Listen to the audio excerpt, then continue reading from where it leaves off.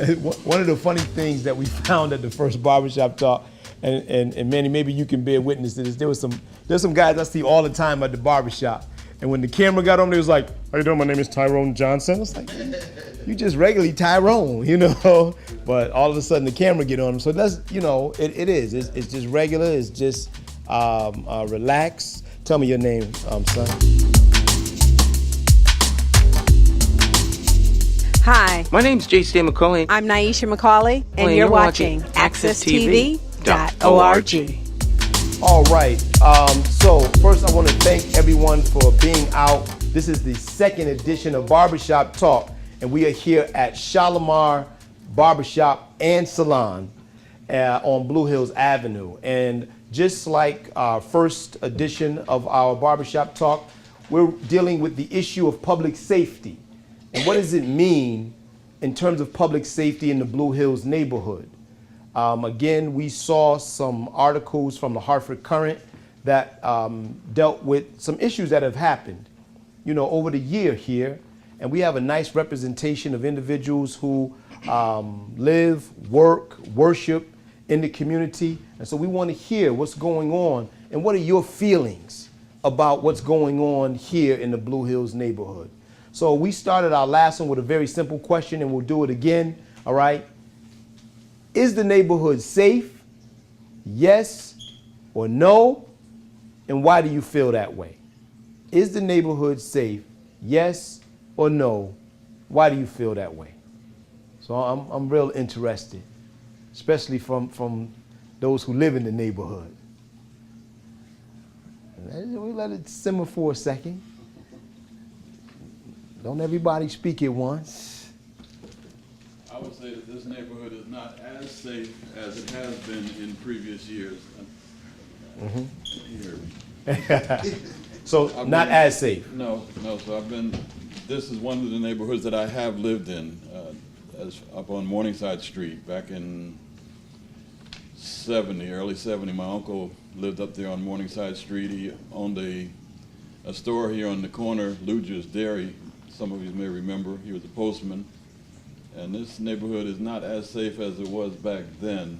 The crime statistics here have skyrocketed almost every year in the last 4 or 5 years. It's sad what has transpired here in a community that has tried to stay vibrant and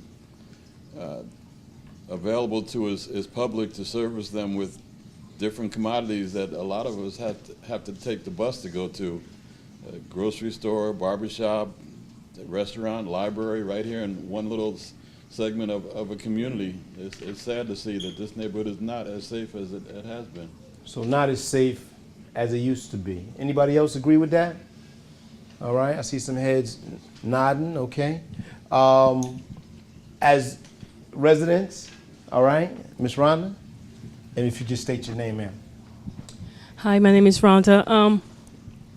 It depends who you ask and, the hot spots in the area. There are some definitely hot spots in the Blue Hills Avenue area, but in my opinion, the neighborhood is safer than other parts of the city. We have a vibrant block watch in this area, and we also have a community service officer who oftentimes patrols, on a regular basis, and he keeps track of the statistics that in the area. We do have hot spots. I'm not denying that, but I think we are somewhat safer than other areas in the city. Okay. All right. Now I have to admit, because I'm not from the Blue Hills neighborhood, I would not know a hot spot in Blue Hills. Correct. All right. So I don't know. Maybe they tucked away a little bit, but I know those who live here would know better. Other thoughts? What have you seen? Is the neighborhood safe? I hear not as safe as it used to be, but it's safer than it has been maybe in recent times. Well, I think both points of view are valid and correct. While it's not as safe as it was years ago, and I think it has a correlation to home ownership in the Blue Hills neighborhood as well. As home ownership decreases, we see other things start to creep in. However, it is still one of the safest, or the safest community neighborhood in the city of Hartford. I think you can draw, like I said, correlation to the fact that home ownership is decreasing in Blue Hills. Homeowners are leaving, and renters moving in, and so on and so forth. So those are precursors to a community in turmoil and distress. Okay, so many of us may know who you are, sir. If you just I'm sorry, my name is Lee Hunt. I work at the Blue Hills Civic Association. yes, sir. Now, Blue Hills has been a staple in this neighborhood for a long time as well. So you've seen 50 years or so. 50 years. Yeah, when I first came here to Blue Hills, I think home ownership was about 65%. I think right now we're teetering around 50% home ownership. Okay. As homeowners get older and leave, and homes become available, we know that the housing stock is aging as well, and so the younger family unit or potential homeowners looking for something a little newer. Okay. And so that means if you come to buy a home in a community like this, you're going to have to renovate and make your house more modern. But it's still a great community, a great place to live. The school systems, the schools in this community are some of the better ones. And we, as you know, we have Weber High School being renovated and now getting ready to reopen. It's still, like I said, a great place to live. Okay, wonderful. Mr. Davis, I saw your hand up there, sir. All right. Now, Mr. Davis, of course, this is your establishment. And how long has your establishment been open before you make your Thank you statement? very much for the opportunity. I know that I opened this establishment since 1988. This makes the 30th year of operation right here. And I have seen the neighborhood change. It changed. I saw where folks would run into store and run out, just go into the store and take out tools to fight. And I have been here, I heard gunshot, and when I look out, customer mine as get shot in the sidewalk, right outside there. I seen where customers folks run in here from customers sit down in there and was hit with a brick in the head and ran to the back, and we have to really just call the police and protect him. I've seen where customers are out there and they run in here for safety and end up in the bathroom. All our barbers have to just stop and hold the man back from killing someone and then call the police. For the past many years, maybe 10 years, I've never seen anything like that. I don't know what it was like prior to opening salon here or working in the Blue Hills Avenue here, but I've been in the Avenue since 1985, working at other salons until I opened my own in 1988. So I could testify that to me, it's a lot more safe during the time that I've been here. One of the foregone speakers mentioned our community service officer. Unfortunately, I do not know who that person is. Mm-hmm. I'm here every day from Tuesday to Saturday. Open at 9 and leave at 6, sometimes 7, sometimes 8, depending on the customer. And I have not seen the new community service officer. Mm-hmm. And I consider that a shortcoming on the part of the community service officer. Prior to now, every time a new community service officer come into the area, he or she would walk in and introduce themselves. I don't see a beat officer for the past year or two. And to me, that's a shame because I'm here as a business person. I've been here for so long. And if there's a beat person and a beat officer and a community service officer, I should not have to go find that person because I'm here daily. So yes, we can do better, but I think that question is going to remain for another time by our host. So I will leave it here on the point that I think we are it's safer now than when I first came up on Blue Hills Avenue. Okay, all right. Yeah. So we heard a couple of different things in terms of home ownership, and you know that there's been somewhat of a decline in home ownership in the community as well. This is maybe a side note, but I mean, how important is it to have home ownership in your community in terms of public safety? How important is it to have home ownership? I think it's important because that home ownership. I think it's important because that home ownership is going to generate revenue, and if there's not enough homeowners in the area, I think regardless of what city you live in, they're not going to put it as their priority because they're like, oh, it's no revenue coming from these people anyway.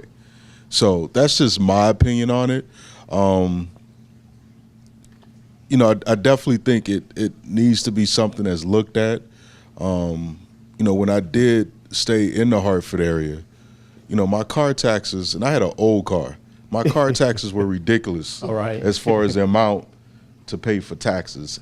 So, you know, that money right there, I think that needs to be looked at. The amount of taxes that people have to pay, you know, living in Hartford. It's just not right. People don't have enough money, disposable income, to do some of the things that they may want to do. Not even luxury things, but necessity things, whether it's educating your kid or buying, you know, clothes and groceries. So home ownership is important, but I think the other thing that's just as important is I think whatever mill rates or tax rules that apply to Hartford, I think that needs to be looked at as well. Now, I would ask, thank you very much, and I'll come right to you, brother. In terms of home ownership, Mr. Hunt, this area represents the highest home ownership. Is that correct? Yes. In the city of Hartford? By far. Okay. And so really the voice of homeowners and the voice of the Blue Hills residents really should mean something in the city of Hartford. Okay, all right. Mr. Benjamin? Sure, right? How you doing? I'm Damon Benjamin. I'm a community organizer with Blue Hills Civic Association. I actually, for the most part, grew up in the Blue Hills neighborhood. My father owns a business down the street. I've known Mr. Davis since I was a young child, excuse me. I have several family members who live off and on the Blue Hills area. And I would say that I think it is safe. It is safe. And I also think that, well, I feel safe to walk down the street at any point in time because this is home. You should always feel safe to be home. I do echo the sentiments of some of the other speakers that home ownership, and I think some of the resources or even lack thereof, being in the neighborhood,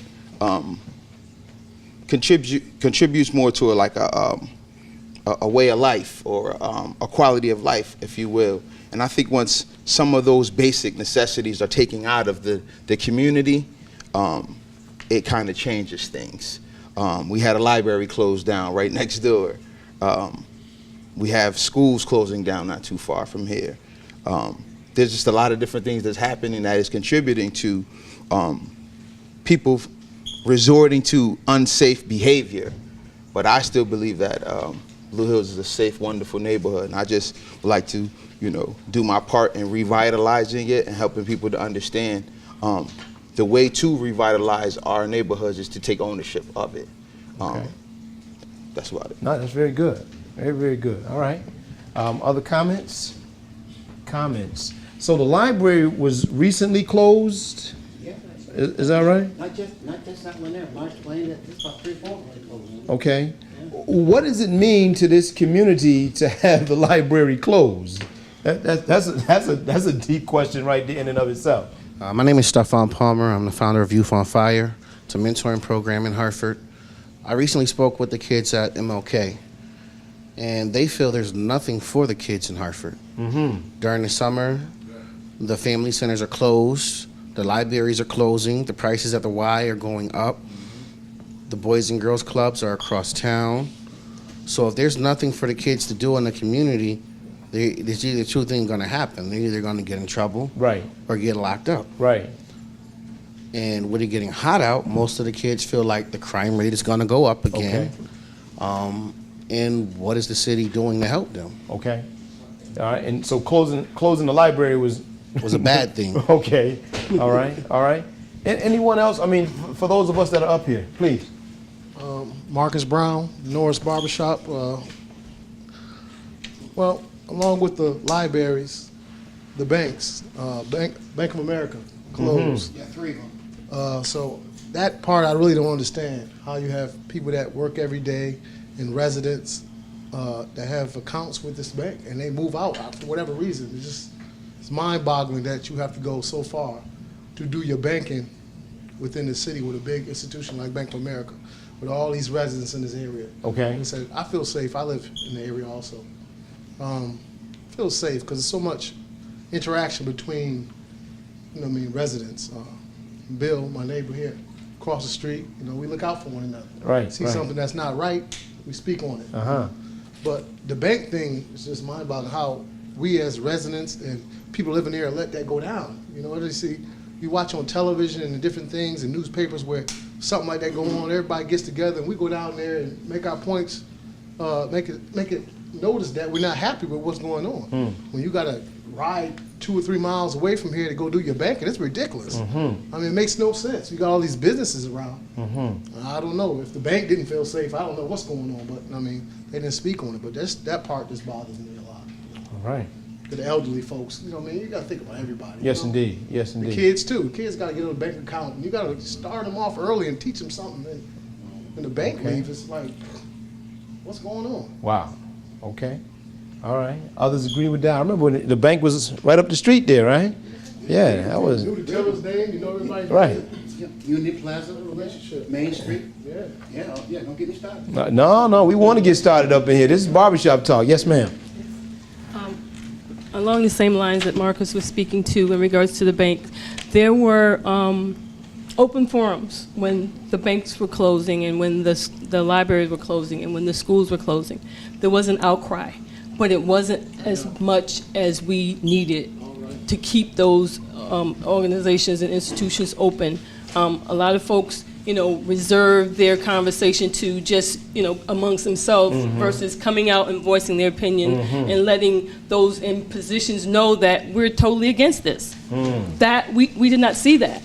So those of us who were on the front line trying to keep the library open, trying to keep the bank open, we needed some reinforcements that we didn't get. Okay. So a lot of that stuff falls on all of us because we didn't step up when the time was. We didn't step up. I got a Please, yes, sir. Eugene Monroe. A lot of times, what happens is in the past, and you can totally disagree with this, but right? You get tired.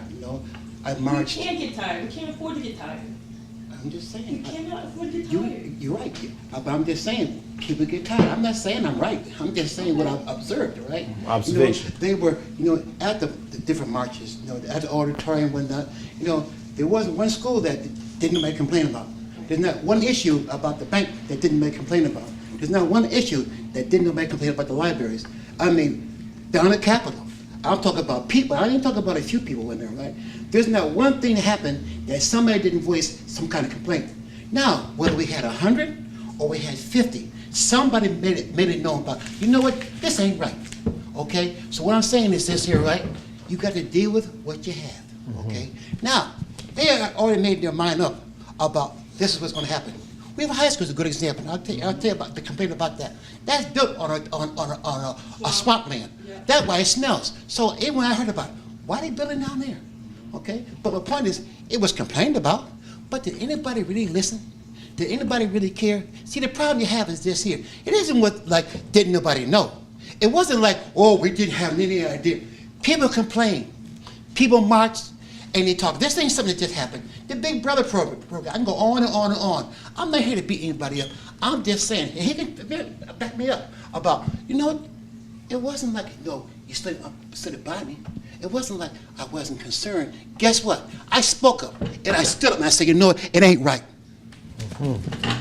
All right. On those Okay. issues, I'm curious about the lack of support that you're suggesting that the community may not have come out for. How about the numbers that were showing the importance of these institutions that are closed. Weaver High School wasn't lacking in numbers for students to attend. This library wasn't lacking in numbers for people who were attending it. So I don't think it was so much of a community lack of support. It was downtown's. They had already made their mind. They They were made shut up it their. down. There's another stomp on the black issue.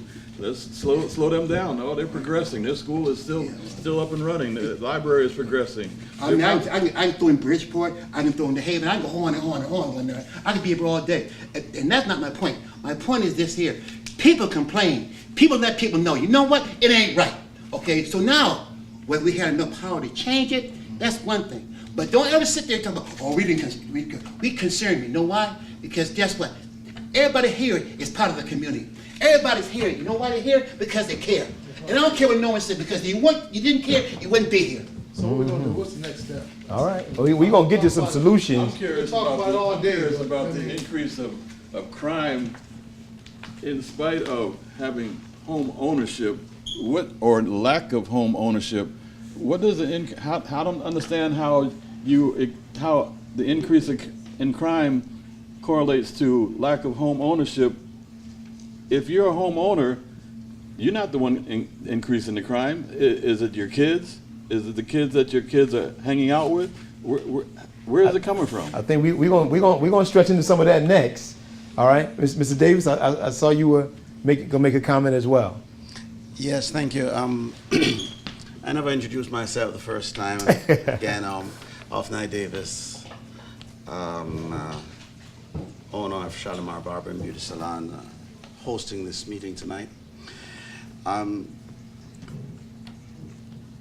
In terms of the banking, if we can remember, President Obama tried to put restrictions on the bank to enter into derivatives, which means the banking industry was doing derivatives, doing investment like insurance companies and so on, rather than what they used to do, like when we used to have a whole lot of banks here. Remember, when I first came here, there was a bank in the Colin Bennett building. There was a bank right where the library was. Mm-hmm. There was a bank right up here at Morningside Street. But since 2009, when things went down, the banking industry decided that they're not going to do the regular banking anymore. So they would ask you to come in, and they would ask you to borrow money to take vacation.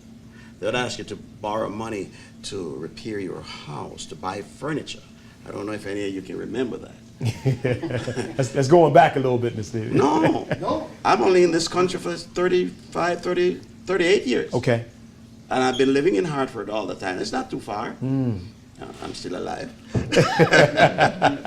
And now the bank, they do not do that anymore.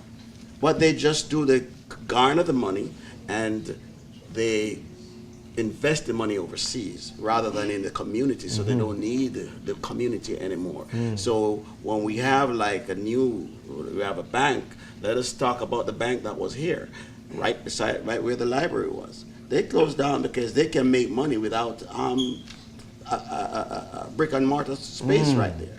The other one up by Bloomfield, up by the Morningside, they closed down because they don't need the expense of a brick and mortar thing. So no matter how we cry, no matter how we write letters, and we really, really stand up on the curb. Right. I was very active as the Merchants Association in Blue Hills Avenue, and they don't want to hear it. They have made these decisions from headquarters so that more money goes into the pocket of the CEO. So where the banking industry is concerned, we cannot do anything about that. Okay. They are making up their mind. If the regulation on the banks were to continue, as Mr. President Obama had tried to do, then the banking industry would not be so sparse. We could have banks all around us. That's what. That is on the banking. And of course, President Obama, one of the legacies in terms of his presidency was the bailing out of the banks First, he came in. You know, we were in massive trouble with mortgages and housing and so forth, and banks got bailed out. But did the community get bailed out? That was always the question. Well, who's going to bail the community out? I was speaking with Mr. Benjamin, and we were, you know, out here working to bring people in, to get them to be part of this conversation. He said something very interesting, that, you know, when it comes to certain communities, you know, like Blue Hills, that versus some of the other communities in Hartford that are a little bit more financially challenged, that it seemed as though the communities that were more financially challenged were willing to come out and talk. We're willing to see, you know, what can we do about it? But in communities that are not as challenged, and I think Blue Hills Avenue having the high amount of home ownership, we may not see ourselves as having problems. We may not see ourselves as being distressed until one of our sons get killed. And now we're all out. I was on, I think it's called Durham Street, when that young man was killed. Mr. Clark, you had a shooting not far from your home not so long ago. And so we come out when it gets right to our doorstep, when it's your nephew, it's your son, it's your brother, it's your cousin. And I don't always understand, why is it has to come right to our doorstep? Why is that? That we won't move until it's the crisis time. And that's the worst time to make a decision, is when we're in crisis. So I know that part of our, you know, community organizing efforts is to connect with residents, all right? There was a move to close Weaver High School before the move to restore it. What would it have meant in this community for you not to have a high school? What does that mean to home ownership? I mean, as a realtor, Ms. Leonard, what does that mean? I mean, don't homeowners want good schools? Absolutely, absolutely. You know? That's one of the top questions. That stabilizes the neighborhood. Right. Good schools and homeownership. And so literally, you know, we see Weaver being redone, and that's a great thing. Although there's still some issues and challenges there. But can you imagine? You close down the only high school really in the area? That you know, is counterproductive, good people. Okay? Yes, sir. Hi, my name is Vinnie Graves. We got to understand, too, that, you know, yeah, President Obama, he put the money back into the banking. And I don't know whether it was his job or somebody else's job. Yes, sir. We got to get that mandate of redlining. We are and I think Hartford is in the top 50 cities of redlining in the country. You know, so I think that affects us too. You know, nobody called these CEOs to the table and says, you will write that out of your mandate if you want our help. Right. You know, and I don't think too many people know about it, but, you know, I listen to this guy in the morning, Joe Madison. Okay. And he covers all of this stuff. He's informed me about stuff that I've never had an inkling about. Yes, indeed. But he was talking about redlining this morning. Yeah. And he was saying that, you know, they'll sell you a house and it's still in your contract about the redlining. So I don't know. I don't know whether people notice it or not. It's very good. But a lot of monies is held away from us on purpose. Okay. So, you know, many times I'm looking to see really how we connect the dots. You know, so again, libraries close, moves to close schools, taking banks out of the community. High quality education is another one. You know, what does that do to our young people? What does that do to our youth? And I don't know if we have answers, or I'm sure we might have opinions. What's going on with our young people in Blue Hills Avenue? What's going on, especially with our young men? And I see the microphone coming up. Yes, sir. All right. We got a young man down here. All right. Tell us your name, sir. I am Donovan Greenwood, and I am 15 years old, and I lived on Blue Hills Avenue for 4 years now. So all my life, up until now in 9th grade, I have been going to schools that does not have enough money. I've been hearing all my life where we don't have enough money. We're running out of this to pay for this. We have to fundraise to do this. It's always money. That's all I've been hearing is money. I went to MLK all the way from pre-K to 8th grade. I graduated from that school as valedictorian. All right, hold on now. That's what I'm talking about. That's what I'm talking about. Set it up, brother. Go ahead. All through then, we've been struggling, for like a couple 9 years. We've always been talking to the board, making rallies, and arguing that our school's been here for a long time and we should get it fixed. They haven't been listening.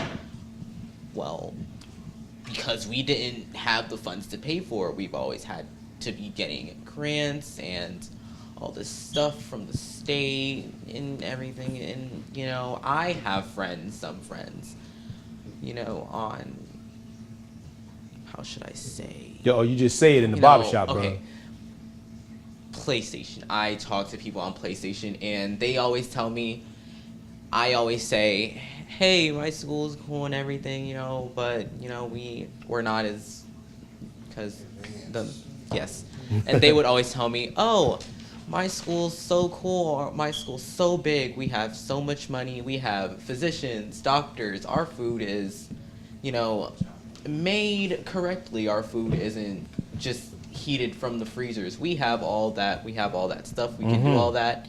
And I'm just sitting on the other side, hundreds of miles away, just feeling sad because I never had that.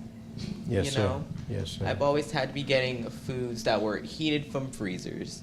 I never had a physician.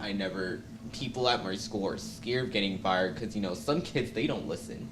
Recently from my school, an incident happened and my gym teacher, he got in trouble a couple of times. So, he's scared of losing his job now because kids don't listen. But back to the point, I never really had that rich school or that rich foundation, and now I walk home majority of the time to keep my mom, still up, because she works hard for her 5 kids, me being one of them. And sometimes I call her so I can get a ride home from school because she just got her car. And I can hear on her voice she's really tired. I call her and I said, Mom, can I get a ride from school to come home? And I can hear the stress in her voice. And I just tell her, just take your nap. I'm gonna walk home from school. It isn't that far. I go to university, high school, science and engineering down there. Yes. It isn't that far, but because a little exercise doesn't hurt anyone. That's right. That's what I tell myself. That's I right. need it. That's right. To keep myself upright. All right. Yeah, I do that because I love my mother. I want her to get sleep, and she does the most. That same day that I told her that I was gonna still walk home from school, she came and got me, and I asked her, Mom, why didn't you just stay home and sleep? She said, no, I'm just gonna come and get you because you're my son. And I was just sitting there like, wow, thank you. And then she went back to sleep. Okay. Throughout my life, all the way from Brook Street to now, I never really understood chores because my mom would always have to scream my name and it would turn into some big argument for me to, go do the dishes, go sweep the living room, go clean this or some. But I understand that I have to do it because I only have one mom. All right. All right. When she's gone, I'm gonna want to hear her scream my name and tell me to go do the dishes and go clean this. I learned to not take things for granted because when you can see other people struggling, and you may say, oh, okay, that's not me, so I don't need to worry about that. Okay. But as soon as it hits you, you're just like, wow. And you start to realize all the things that has a possibility on your life. You may start losing people that you love. Right. And that's what happened to me. I never thought that my family would be, you know, hurt in some kind of way. But my mom is struggling. My aunt, she has juvenile diabetes. It was really sad for me when I went to see her in the hospital because she basically looked like she was weak. She had no energy. When I first saw her in the hospital, I was just really shocked. I was crying, trying to hold her. It messed up her eyes. It affects her ability to heal more. Yes, indeed. And it just broke me down. I started to really understand what I have and what I have to lose. There you go. So, yes. Now with my grandma, it was the first time I ever saw that she had went to the hospital. When I first heard that she went to the hospital, I was sitting in my room on my bed and I just started crying. You know, you don't really understand things until it starts to happen to you. Yeah, there you go. There you go. Let's give it up for our brother. Thank you very much, brother. We appreciate that. Look, young people. Thanks for sharing. Young people, all right? So, you know, what we're going to do, we've heard it a lot, and actually it's very interesting when we talk about what's going on in a particular community. Again, we were talking about safety, but if you really think about it, all of these elements connect to whether or not the neighborhood is stable. And if the neighborhood is not stable, then the neighborhood won't be safe. All right? Ms. Clark? Before you break away real quick. Yes. You just heard from it. As far as I'm concerned, a brilliant young man. Come on now, let's give it up again. From the community that told you some of the issues that some of these other community children may be going through. Yes. But don't have the responsibility. They have the responsibility but they don't recognize they have the responsibilities to give back to their home. Yes. He's not the only kid out here that's going through these changes in his family. But how are these kids supposed to handle what they're juggling at home and in the street and in the school? Yes, indeed. And not having this and not having that. Well, I know a couple of things. I know we got a couple of hands, and before we go to our break, I'm going to take these hands and these comments real quick. You want to speak to that, brother? Yeah, just listening to what you're saying. My son's name is Donovan, by the way. So if I'm gonna make sure he follows what you're doing is valedictorian and everything else. But just listening to what he's saying, I think one good solution is we need a way to make sure the youth have some type of centralized information repository, whether it's a list of 100 adults that's saying, hey, if you have a problem, you can come to me. All right. If you need mentoring like your organization does, you can come to me. I think just having that ability to know where to turn. Right. He may have an interest in aerospace engineering, and he may have no clue who he can talk to that talks about aerospace engineering. Or somebody may have an interest in owning a funeral home, may not have any clue on who they can talk to. So maybe something that can come out of this, and maybe it's already a link or a website from the show, is just having a list of resources for these youth to turn to. Great idea. That talks about, you know what, or if a mom or a dad is like, I know my kid is interested in this, right. They're not bringing it to my school. You know, how do we get my child in touch with somebody who can talk to them about this type of stuff? That's very good, very, very good. So, all right, suggestions, solutions starting to come out already. As always, the second part of our discussion. Mr. Davis, did you have a hand up before we? Yes, sir, no problem. Thank you so much. I just got a text from a young man who I have been influencing since he came from Jamaica. I took him, and he's an explorer, and he sent me. He wanted to come. Yes. But at this time he's at that school. Smoky? No, the one, the trade school down by Prince Tech? Prince Tech. No, Yes. the other one. Right beside Job Corps. Job Said Corps, that, yeah. yes, Thank yes, you. He's yes. at Job Corps, and his time is restrained, so he's unable to come. So he sent me the text as to what he really wanted to say. Yes, sir. And Donovan, the text come in right in time as Donovan was speaking. All right. So you set a trend here, Donovan. And thank you, by the way. So This is what he's saying. I can't read the whole thing right now because I see you want to. No, you take your time. Go ahead. But his name is Rajade Bancroft. He's a police explorer, and he is an explorer for a little over 4 years now. What he wants me to speak on his behalf to say here is that he would like to see the police set up a program where they would go into the libraries from time to time and help young men and women with their homework.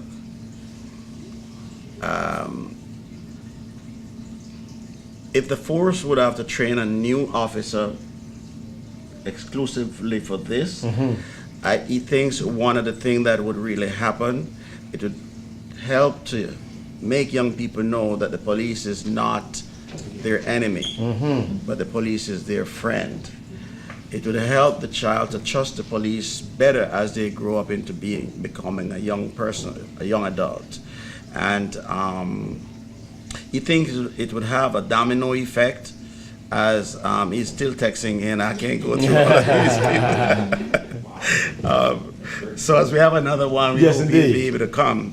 So that is one of his solutions, along with a whole lot of other things that I don't want to take up so much time because I see that you really want to go on break, and we don't want to overstay our time too much. So that's one of the other solutions that he's thinking of to help our young people. That I can somewhat agree on and somewhat not agree on, because we're back to what's in our community. This is an establishment that handles each one of his needs. If he needs a doctor, you service doctors. If he needs a lawyer, you service lawyers. If he needs a teacher, then why aren't they here set up in a table in the back, knowing that these kids are going to come and utilize their service right here where they're familiar? The police department, they're not the police department of yesterday. They're answering so many different avenues that are not technically their responsibilities anymore back in the community. Utilize the services in the community. All right. So we got to roll. No, we not yet, because there was some hands come up. We in the barbershop, right? To touch on that topic real quick, it's not about why isn't the table here. The question is, why aren't the grants here?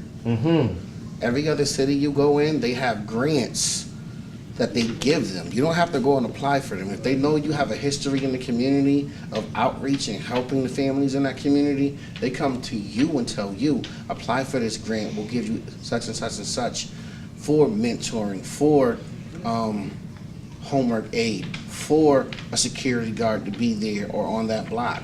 So the question is, why aren't we getting those grants to better help our families? Because Blue Hills has been around for how long now? Long time. So why aren't places like, I don't want to say no names, but there's certain places in Hartford that have access to these grants that are not coming out into the community to put the money back into the community? So the question is, how do we get those grants so we can begin to put the programs in place to help the youth, the families, and rebuild our community? It's a good segue. I want to thank you. Can we give it up for our first segment or session with Barber Shop Talks? We're going to take a break and then come back and talk some solutions. We thank you. We're in the barbershop right here, Shallimar Barber Shop Beauty Salon, Blue Hills Avenue, Hartford, Connecticut. We'll be right back.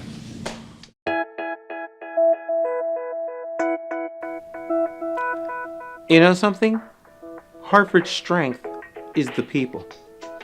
They're independent thinkers and love their city. So how did Hartford fall into the hands of rogue policymakers? Well, to start, this rogue group spent nearly $1 million putting themselves on the inside and leaving you out in the cold.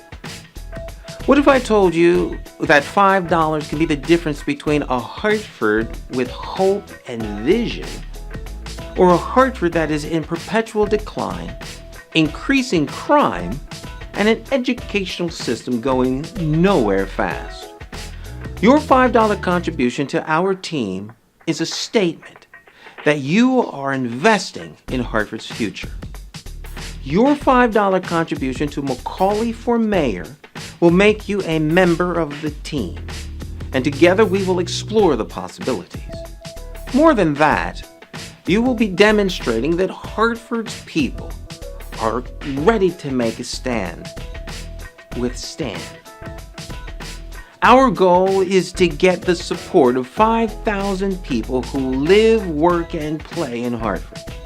I'm asking you to make a bold statement by contributing $5 right now, today. If you believe in Hartford and its people like I do, make that contribution. And together we will show Connecticut that the people of Hartford care enough to do our part. We are ready to pick up the ball and run. The people of Hartford are back in the game, and we're in it to win. My name is J. Sam McCauley, and I approve this message.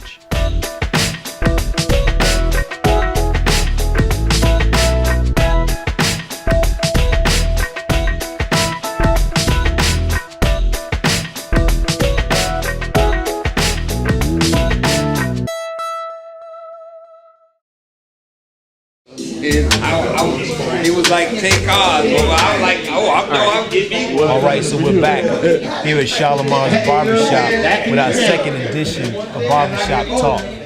And as you can hear in the background, we got a lot of good barbershop talk. We want to try to get in on some of this because this is the real deal conversations that folks are having. So, Mr. Stan, let's see what we can get in on. I don't know. I wouldn't be That's what they need. So, gentlemen, could you say that again, what you were just saying?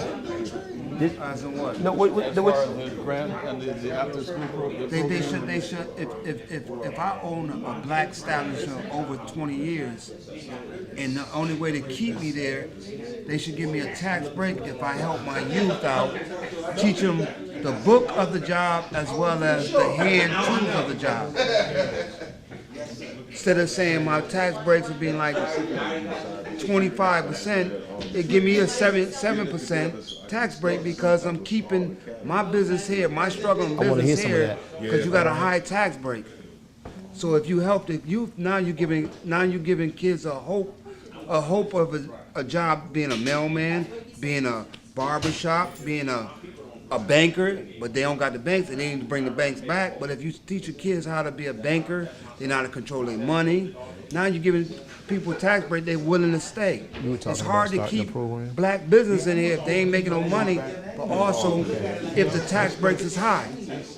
We got to find a way to bring them down so the black communities can keep our black businesses here. You have to utilize the community services that are still open. All right, and so over here we got some good folks.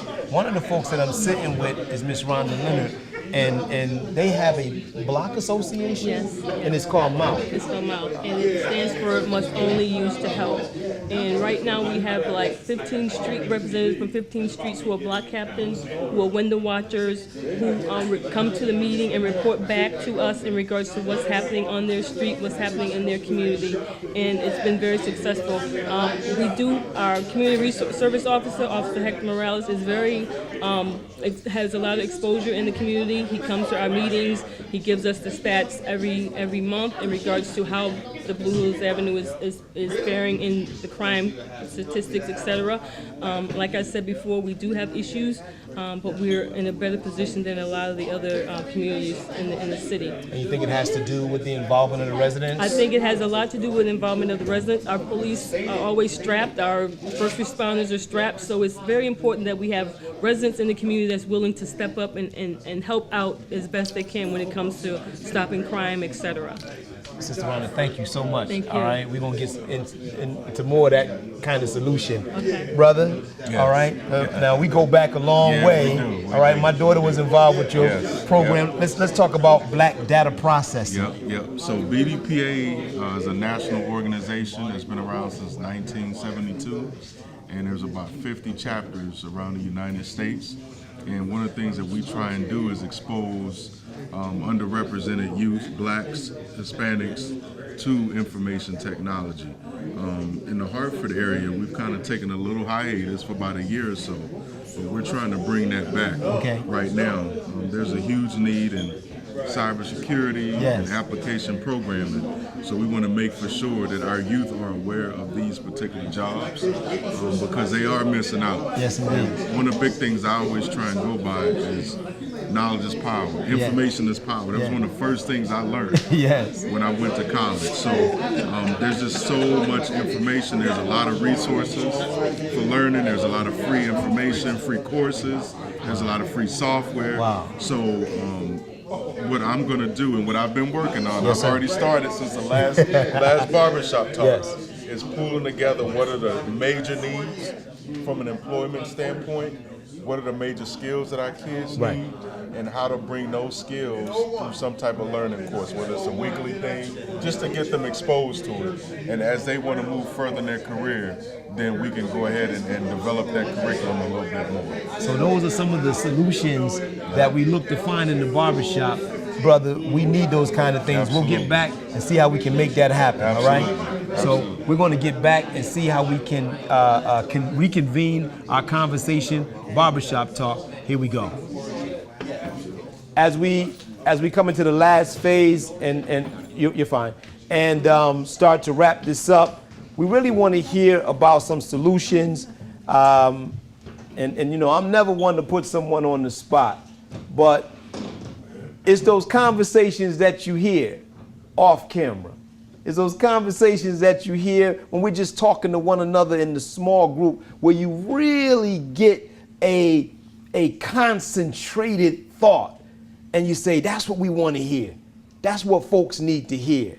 Now, I know for actual fact that philanthropy, if you will, in the city of Hartford, and they have these different foundations, and foundations will give a grant for this, and foundations will give a grant for that. But how many of you know that we actually have a foundation doing work in the city of Hartford that's geared towards the black community? Anybody knew that?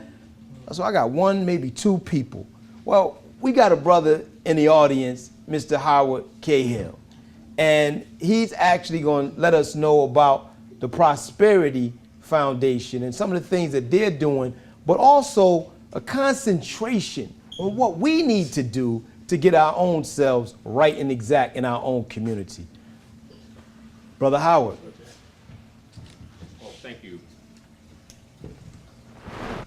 My name is Howard Hill. I'm a funeral director in Hartford, Bloomfield, and New Haven. Own the Clark Bell Funeral Home and also the Henry L. Fuqua Funeral Service, which is in Bloomfield.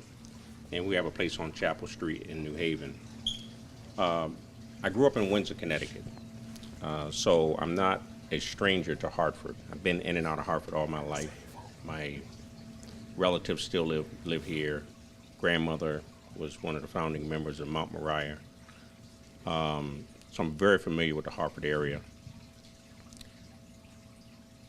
But I also noticed that Hartford was in need of something. So I started this community foundation. I actually did the work in New Haven, but this community foundation that I started is called the Prosperity Foundation. If anybody wants to visit the website, it's www.tpfct.org. That's www.tpfct.org. But the foundation is specifically designed to help the black community in the areas of health, with a focus on mental health, economics, economic development, and education of self as black people, so that we can understand our experience as black people in America, particularly those of us who have been born here. Our ancestors were brought here as slaves. As Dr. Martin Luther King says, black people were the only people in America who were enslaved in this land. So we have a very, very unique issue. This whole idea of slavery, we are now all suffering from post-traumatic slave syndrome right now. So a lot of the things that we talk about, the problems of why the state and the government and everybody else is depriving us of our economics, our education, this is all systemic oppression. right? And this has been going on for over 400 years for us as black people. So this foundation is designed to help us to aggregate, to come together, to build our nest egg, to heal, to talk about the issues so that we can really get in tune to really what's wrong with us, so that we can stop talking about the symptoms and really get to the root cause of our problems. It's very deep what's wrong with us as black people. It's interesting that we can't come together around something, right? It's interesting that we're killing each other, right? It's interesting that we're killing each other in boardrooms, right? Where we are selling our communities off 20 and 30 and 40 years at a time. These are our leaders out here. They're black leaders. We have legislators. I know some great legislators, but we have legislators who have really just kind of sold our community down the river. Do you understand that we're the only community that suffers from this on a consistent basis? So we can't move together. We can't move anywhere as a people until we solve this problem. One of the strongest things that we could do as a community is pool our resources. That's our time, that's our talent, and that's also our treasures. Time meaning we give up our time, mentoring. Our talent, we may teach someone, you may teach someone how to play baseball or whatever that is. And our treasures, whatever money we have. So if we learn how to be philanthropic to one another in a systematic way, see, we're systemically conditioned. So we respond to systems. So I created this system to help us to reverse the effects of PTSD, or post-traumatic slave syndrome. All right. Could you repeat the website? www.tpfct.org. All right. So a lot of the solutions that we're looking for are right here. A lot of the resources that we might need are right here. I heard some great things in these small conversations that we were having. One of the reasons why we do the barbershop talk is so that not only will we hear it here in the barbershop, but so that it gets out into the community. So that when they come into your barbershop establishment, Mr. Davis, and you're sitting there and you're cutting hair, you can further that conversation. You can share the resources that we already have control of. So someone hears that there's a block association in Blue Hills and it's called MOUTH. And again, that stands for? Must only use to help. Must only use to help. I like that. I like that. All right. See? And how can I get in contact with that? There is no website, but we do have a social media platform called Nextdoor, and anyone in the area can become a member, and all of our information is on there in regards to all right. YouTube. Oh, so the Nextdoor is actually a web-based social media. I don't know if folks are familiar with it, but if you live in a particular zip code, you can join Nextdoor. I think we started one over in our neighborhood. And so, you have residents, you have neighbors that are on this same social media platform. I've seen some of your posts, sister. I posted one just recently when somebody broke in my truck. All right, and I'm just venting. All right, but I want my neighbors to know, be on the lookout. This is what's going on. All right, and what it does is it makes our community smaller. It makes our community stronger. We can start to support one another. And again, that brings us right back to the barbershop talk. So again, we're talking about solutions at this point before we close out. Some things that we can do right now to improve our community. So I want to give you just a moment to think about that. What are some things that we can do right now to change, to improve the condition of our community? I'm going to start it off. One of the things that we can do, and this is in my humble opinion, is that the men can get it together. If we could get 10 men from 10 churches just to come out for 1 hour a week and walk the neighborhood in some of these hot spots. Hot spot in Blue Hills, hot spot in Clay Hill, hot spot Upper Albany, hot spot Barber Street. We could surely make a change for the better in our own community. Understand that one of the greatest deterrents to violence and crime is presence. And while we've been waiting for uniforms to be that presence, God gave us a uniform, and that is to be a man. So if we stand up, I'm gonna get on my soapbox. If we just stand up and be men in our own community, I know the women will be appreciative. I know they will. All right. Make sure the Congress and the district people show up also. I'm gonna tell you what though, good brother. They want that vote too. They come in the barbershop and want that vote. I want them to come. But they'll come in the barbershop and ask for that vote. That's very true. I want them to come, but I ain't waiting for them. I ain't waiting for them. I'm not going to ask the mayor. I'm not going to ask the police chief. I'm not going to ask the governor, whoever that might be, to do something that we can get up and do for ourselves.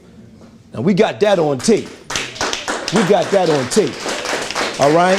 So we're going to make a quick sweep. All right? Give us, your short version of a solution. What can we do? You said it. You spoke on it. The men, the real men in the community. Let the boys know that what they're doing and how they're acting is not appropriate. All right. We do that on a regular basis in the barbershop. Come in here, pull your pants up. You walk around smelling like marijuana, you can't. Come on now. Right. Have some dignity and respect for yourself. Right. So just take a minute and pull them to the side. You can't talk to them in a big group. I found it to be very effective in my 28 years of barbering to pull them to the side and whisper. Yes. They say in sociology that a whisper is bigger than yelling. All right. So I do a lot of that. And a lot of the brothers come in and they want to make excuses. And my sensei, which was my mother and my father, both Yes. business people in the city of Hartford, Nancy Style of Zodiac, 183 Barber Street, Norris Barber Shop, same thing, right next door. They were never quitters. I watched them, okay? They never quit. Get knocked down, get back up. So you got to tell them that you can't give up. A lot of kids I see giving up, a lot of young men giving up. Yes. Got records Yes. and stuff like that and feel that there's no way for them to bust out of this shell. So you got to clean yourself up, cut your hair, smell a certain way. Come on now. You know what I'm saying? Hygiene. We talked about this at the last meeting. Hygiene. Put some real clothes on. Put some real shoes on. Yes, sir. And have some respect for yourself. Other people have respect for you. Self-dignity. So I think that's where we need to start. And it starts with the young little boys. Yes. I get the most joy out of dealing with the little kids. Yes. So that's mainly what I think. Let's give it up. All right. Quick solution. Quick solution, and I think everybody keeps talking about it, is we have to take it on ourselves now. Empowerment. I'm hearing a lot of talk about empowerment, and I think we have to be empowered and just take the bull by the horns and just do it on our own. Whether it's different, like I said, different mentoring stations around the city. Yes. Something in the corner or the barbershop even. I'll man it. If whatever time I got, I'll put in a couple hours. All right. Just to man it, just to notify these youth that, hey, you know what? You can come and sit and talk. If it has to be away from the rest of the shop, that's fine. But I think empowerment is such a big thing. Going back to Brother Hill, just being able for us to say, you know what?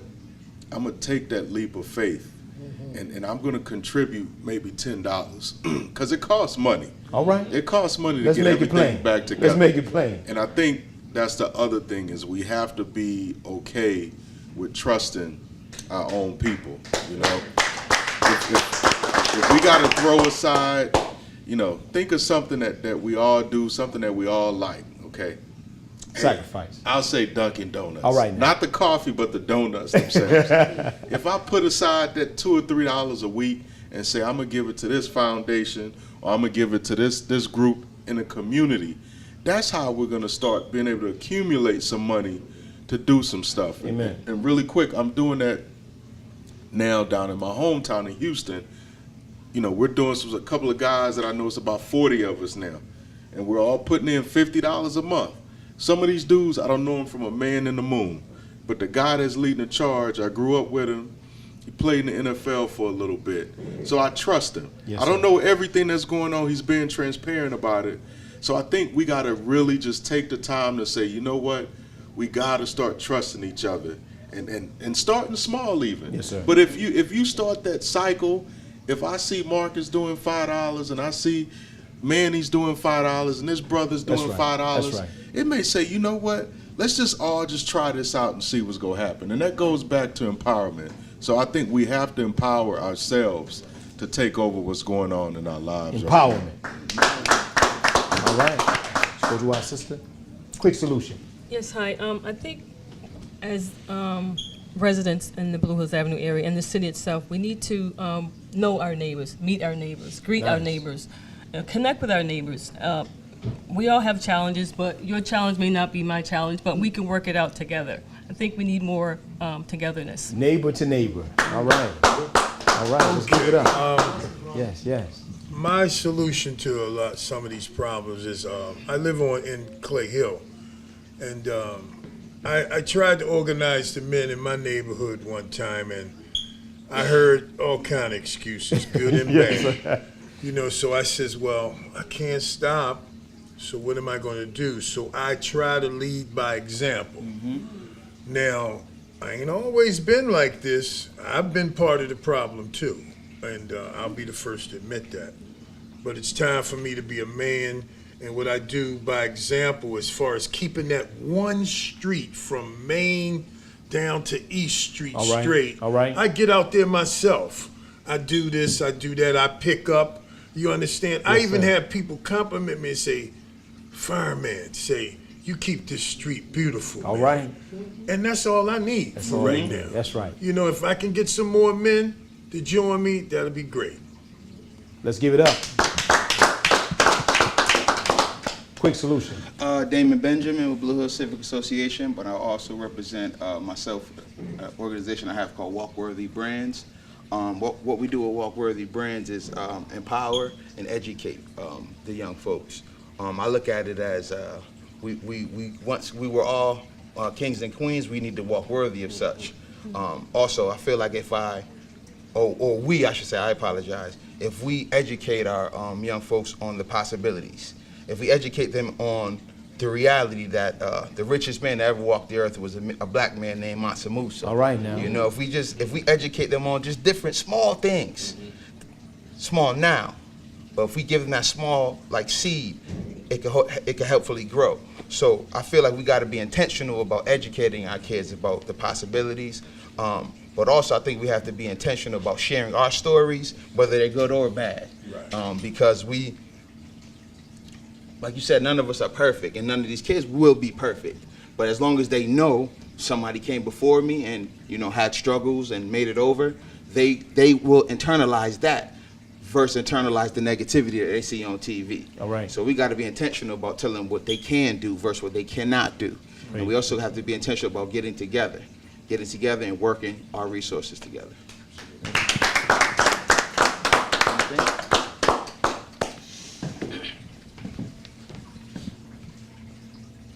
Just a few things. One, I think we can start very small and start with ourselves, about self-accountability. I think that in our own way, we are all assassins, and it's our tongue.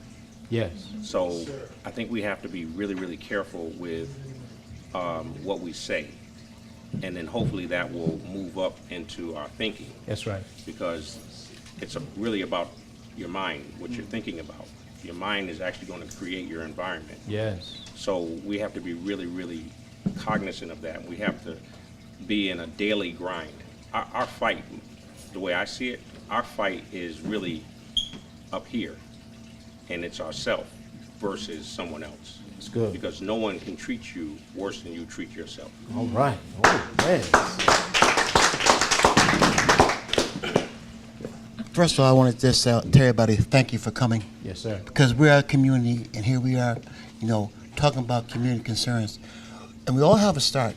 We all started, you know, different situations, you know. I started, you know, picking tobacco and shining shoes. And my mother always said, no, God makes a way. Now, I'm not going to sit there and tell you about it. I thought it was going to be easy, and I saw it like that. But I had the good coaches, my grandmother, my Aunt Bay, whatnot. They always said about doing your part. You know, you set goals. Now, a lot of times, you know, it might be a bad day, but it's always tomorrow. So they always made a point about don't ever give up. Because you know why? Because that's your dream. God made everybody different for a reason, because you know why? You're special. On the days you're crying and you're dragging whatnot, right? Get up and look up. And the one thing I want you to always say this here, God makes a way. All right, all right. Okay, I just want to say thank you Yes, for ma'am. having us together here. And this is really a good avenue to get the word out into our communities and also with our neighbors. Yes, yes. Okay, I just want to say, let us work with our young people, because our young people are the ones who are coming up now. Just think about ourselves like 20 years Ago. They are the That's ones right. who are coming up, and we need to work with them like now. Thank you very much. Yes, yes, yes, yes. Quick solution. I'm not going to mention the things that I've done here over the past 30 years. I know that I have influenced a lot of lives, and as barbers, we do. That's right. But there are two things that I'd like to suggest. One is that we advise our neighbors to become members of our civic association wherever we are. And the reason for that is most of the time we as residents of the community do not know what is taking place or what is coming down the pike from the authorities. But the associations know, and if we become a part and active members of the association, go to the meeting, listen to what is happening, we will be at the forefront of those decision-making process, and we will be able to influence some of those decisions. The second thing is I would like us to, the ladies, we only have 3 ladies here, but I'd like to charge you by way of suggestion. Yes, sir.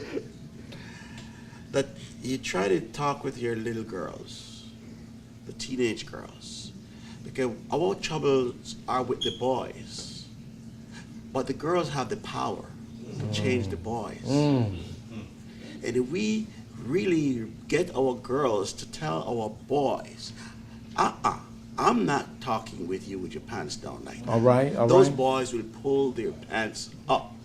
Parents cannot get them to pull their pants up. Community leaders like us will not get them to pull their pants up. But those teenage girls, if you can get them to say, I'm not going out with you smelling like bag of weed. That's right. You're not coming into my car. I'm not coming into your car. So that is a kind of charge by way of suggestion, because I've viewed this. I remember when I was a young boy, I don't listen to my parents as usual, but that girl.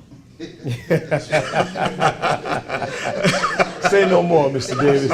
Say no more. So that is one of the things. Now I have 2 other things that I'd like to say. I know I'm not, I hope I don't take up any time. I just learned by way of education, or in education, that if you have a child, like a young man like this, who is so bright and is keeping his GPA up, you can go to an Ivy League school for free if your parents do not make more than $65,000 a year.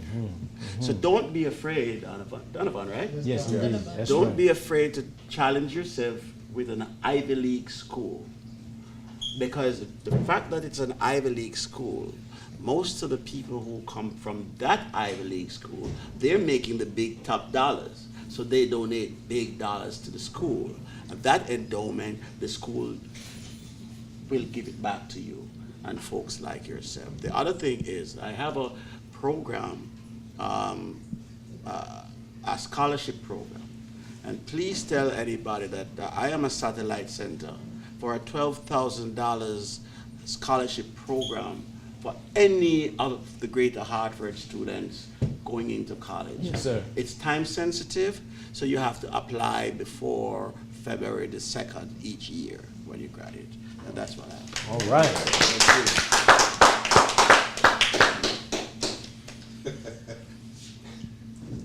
I didn't realize I was among such heavy hitters. Oh, no, I'm just have the opportunity. I'm aside that I tend to not just you, but everyone in this room. I had to think, and fortunately, be at the end of what can I contribute to the community, because at this point I no longer have a community business in the area, but I do have a home, and I'm able to employ a reliable youth most summers and definitely in the winters to come and do my yard and pay them respectfully for their work. Yes, sir. And I believe with the time that we spend within my yard, the conversations that we can have can be a stepping stone to some of your needs if you have no one else that you can turn to talk to.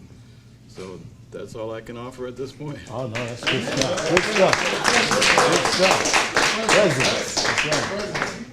What I can offer is when you see a young man and you know he headed into the wrong side of the street, you bring him to the other side of the street and bring him to a community so he can get some help, because he might need help in academics, he might need just some social environment.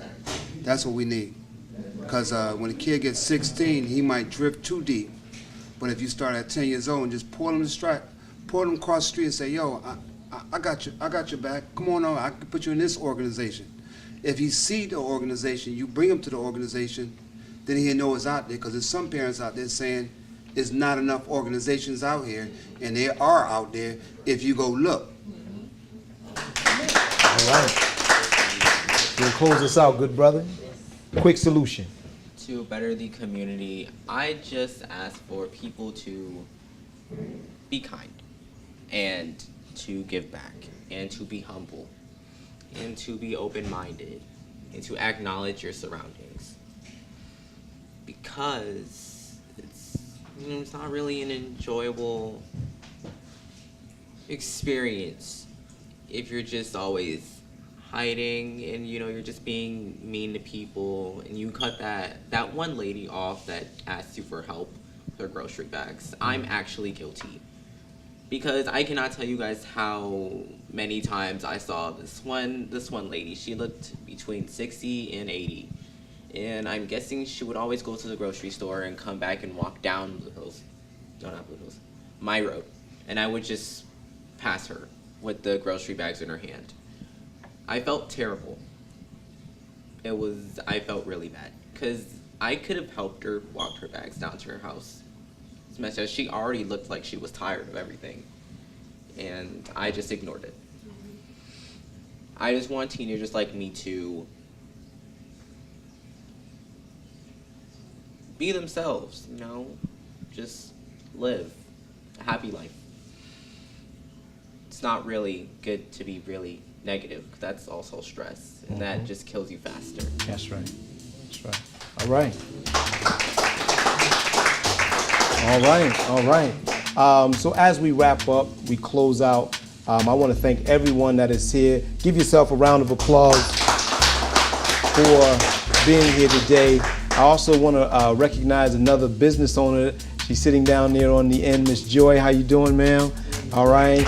And she has her business right next door, up here on Blue Hills Avenue. We will continue with our next barbershop talk, and we'll be at It's a G Thing Barbershop, and we'll be talking about education. You don't want to miss this, Hartford. Stay tuned. We thank you once again. Barbershop Talk.